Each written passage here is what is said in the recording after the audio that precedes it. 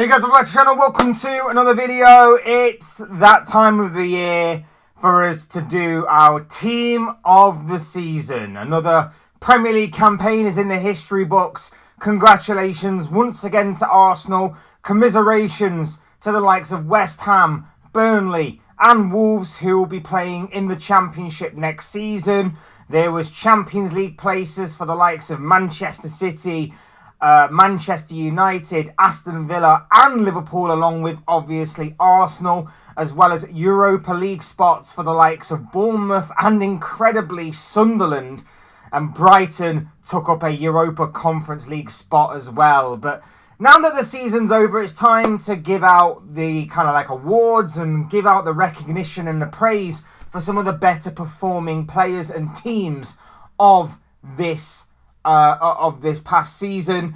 And this is obviously where I'm going to be looking at the team of the year, in my personal opinion. Before we get into all of that though, I would like to remind you all, please like the video and also subscribe if you are new. Both things are always and forever greatly appreciated.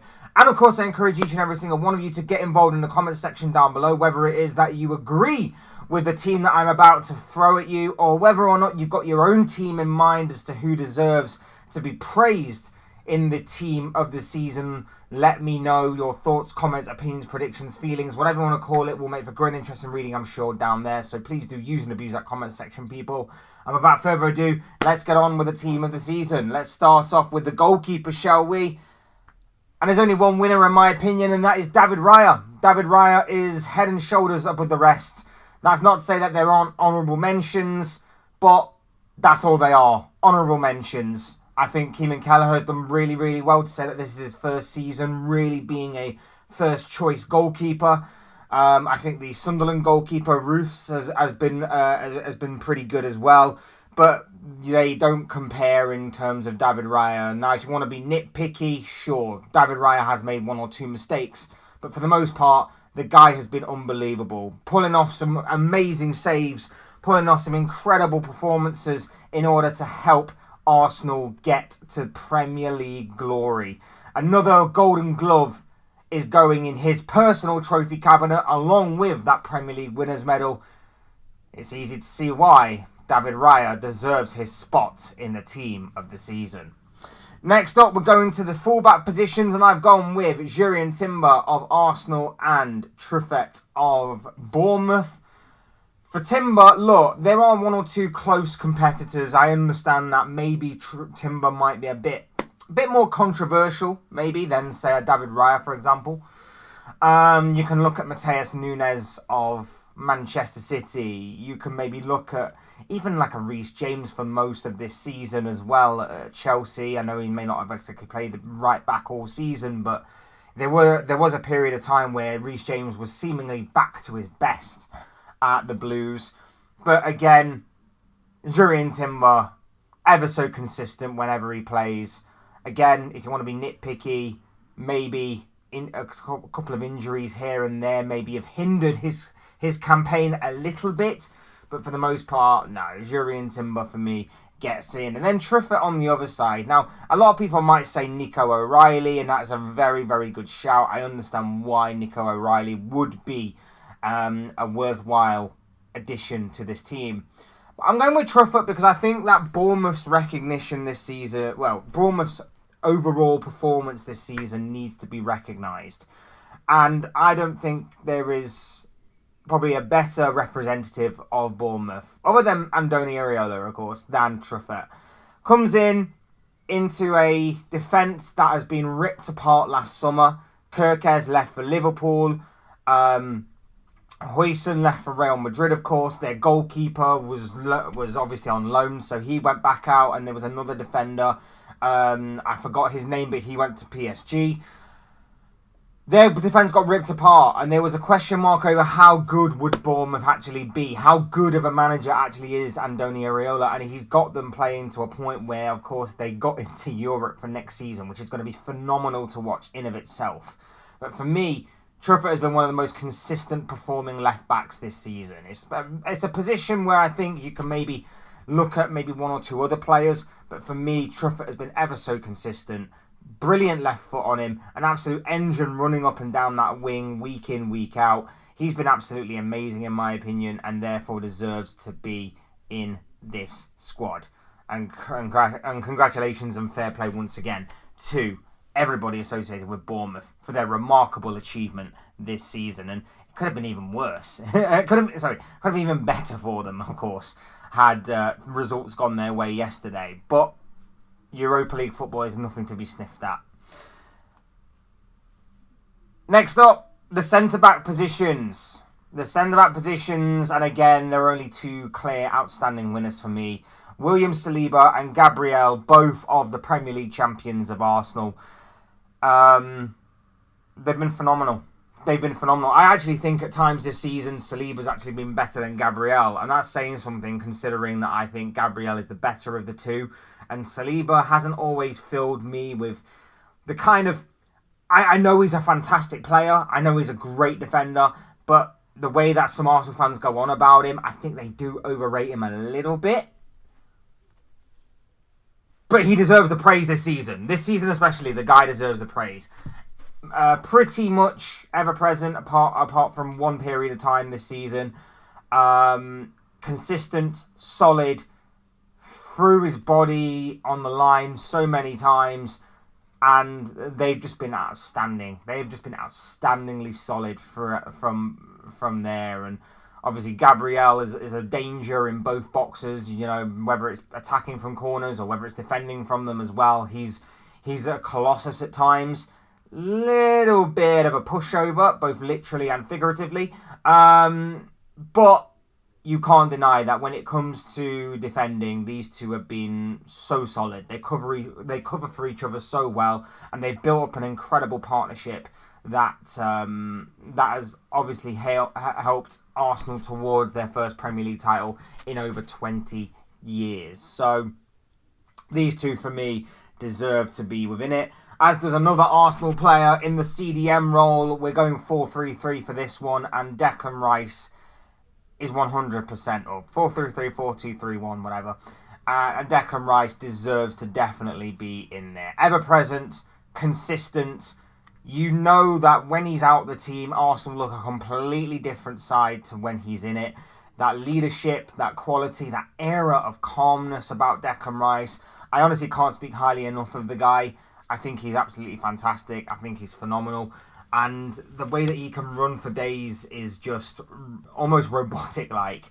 I do fear that there could be a period of time, maybe next season or the year after, where maybe, with him playing so many games, maybe with him running for so many minutes and maybe not getting the rest that he deserves, maybe there is a period of time coming up where maybe he might start suffering with a few injuries and fatigue and things like that. But for now, enjoy him while he's there, because he's truly been phenomenal. And again, another driving force as to why Arsenal are your Premier League champions.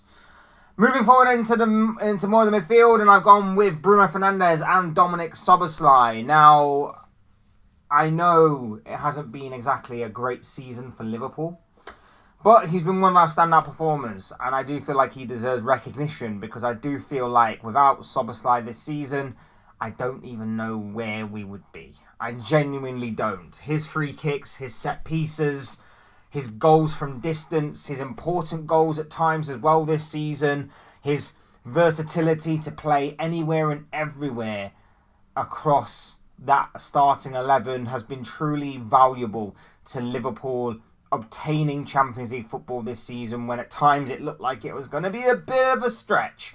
And of course, overall it's been underwhelming for Liverpool. Overall it's been terrible. But this guy deserves his credit and plaudits for turning up week in, week out. He could have easily downed tools at any moment. He could have easily decided to become like the other players in that team and fall victim to the mediocrity that was surrounding Liverpool this season. But the guy stood out head and shoulders above the rest. And like I say, consistent for the most part, deserves his praise for what has been a very difficult season at Liverpool this year. And then Bruno Fernandes. Now, it goes without saying, Bruno Fernandes has been truly amazing this season, breaking that assist record, albeit somewhat slightly controversially. But even then, absolutely outstanding. with the amount of assists he's got, with his important goals. And again, similar to Dominic Szoboszlai, you do wonder where Man United would be had he not been there. If he hadn't been there for one reason or another, where exactly would Manchester United be this season without Bruno Fernandes?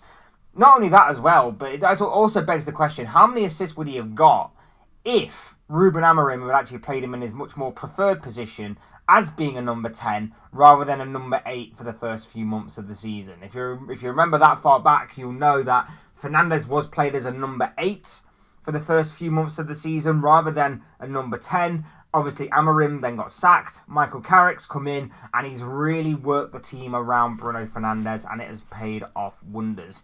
I'm not one of these people that will criticise him for having the majority of his assists be set pieces. I find it ironic that certain other teams are doing that. I've always said there is more than one way to win a football match. Set pieces are part of the game, and you've got to be consistent from them, which Bruno Fernandes is. But he's also been great from open play as well. And to be fair, the guy has created a lot of chances from open play as well. So he's doing his part. It's just the other players that are not finishing off those chances at various points throughout certain games and certain periods of play. So I think Fernandes is very much deserving of a place in this team of the season, along with Liverpool's Dominic Szoboszlai. The winger situation is an interesting one. For me, Semenyo gets in, whether it was his time at Bournemouth or whether it's his time at Manchester City from January onwards. The guy has been truly exceptional, ever so consistent. A big part as to why Bournemouth did so well at the beginning of the season, and a big part as to why Man City not only pushed Arsenal at various points towards the end of the season, but also as to why Carabao Cup and FA Cup triumphs followed. And I know that this is like a Premier League season, so maybe some people aren't considering outside competitions, but I do feel like finding a balance of playing in all competitions is also important when deciding these things. So for me, Antoine Semenyo 100% gets in there. He finishes the third top goal scorer in the league this year. The guy has been truly sensational. And then on the left, I don't think there's ever been a more open competition for the left-hand side, because I don't really think anybody has been exceptional this year. But, I look at Cody Gakpo and I thought, you know what? You deserve to be in this. And then I thought, no, Jeremy Doku. I never ever considered Cody Gakpo, by the way. Never in a million years would I consider Cody Gakpo. I would consider anyone else before him. So I would probably have considered Matthias Tell at Tottenham over Cody Gakpo. But no, Doku for me, at certain points this season's been outstanding. At certain points this season, I think he's been outstanding and a joy to watch. I still think he's a little rough around the edges. I still think sometimes his decision-making in the final third needs some work. But there have been times this season where he's been truly phenomenal. I think back to the game against Liverpool where he scored that insane effort. I think it was 3-0 City. And he scored that insane effort, cutting in off the left-hand side and just bending one into the far corner. It was absolutely insane. And then at various other points this season, he's been a constant threat in the side of most opposition defences with his skill, with his pace, with his technical ability. He's not a bad finisher as well. He doesn't show it often enough, but he's genuinely not a bad finisher whatsoever. The guy just needs to show it more. And at the end of this season as well, like he was the one that really looked like he was up for the fight. When other Manchester City players were sort of like faltering or stuttering a little bit in terms of their performances or in terms of their patterns of play and things, Doku was the one that was seemingly trying to drag the team over the finish line. He just didn't have enough help, particularly defensively, from certain players. So, yeah, I think Doku does just about get into this, but I'm willing to leave that one open to debate because I think that there could be one or two others that may be within a good shout of getting that left wing position. Especially as, like I say, I don't think anybody's been truly outstanding in that position this year. And rounding off the forward three is another Manchester City player. We've gone for a forward line of Man City players. The top goal scorer, the Golden Boot winner, Erling Haaland. Once again, do I really need to go into this? Because for me, Golden Boot winner, top goal scorer, big goals, important goals. Maybe didn't quite hit the number that he was looking for, especially when you consider that the guy was explosive in the first half of the season. It looked like the guy was just not going to stop scoring. And then he went through periods of time where he actually did. Teams managed to stop him a little bit and neutralise him and neutralise the support into him.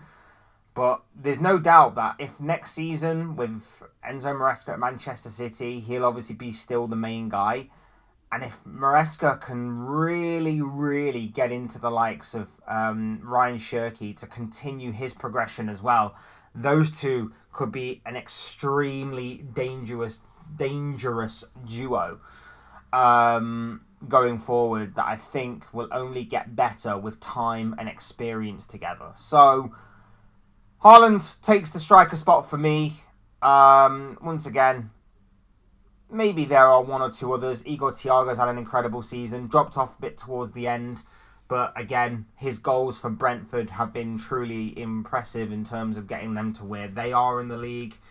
Krupi at Bournemouth, to say he's just a kid, like, he's been exceptional. João Pedro's had a very, very good season at Chelsea, of course, as well. Ekatike had a decent season before his injury. But again, I think head and shoulders above the rest is Erling Haaland. And that rounds off my team of the season. Manager of the year. Look, I will go manager of the year. I'll throw it out there. Mikel Arteta. I know it sounds a bit predictable to say that obviously the winner of the league gets the manager of the year award. Sometimes that is the case and sometimes it isn't. I think honourable mentions go to the likes of Daniel Farke at Leeds. I think Keith Andrews at Brentford has been exceptional, to say that obviously this is his first time in management. He was a set-piece coach before this, and with the way that Brentford lost their skipper as well as two big players last summer, he's done really, really well to kind of bring the squad together, unite them, and obviously go at it this season, hammer and tong. Andoni Areola goes without saying. The guy's been truly phenomenal this year. I think he's been brilliant.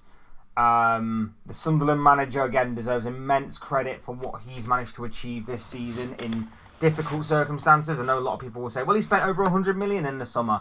Yeah, he did, but Liverpool spent 450 million, and look where they are. So it's all right spending the money, but you've got to obviously have the brains behind the operation to do the kind of stuff that they did. Fabian Hürzeler deserves an honourable mention. Not as much as the others, but he deserves an honourable mention for what he's done at Brighton. But yes, it does fall to Mikel Arteta.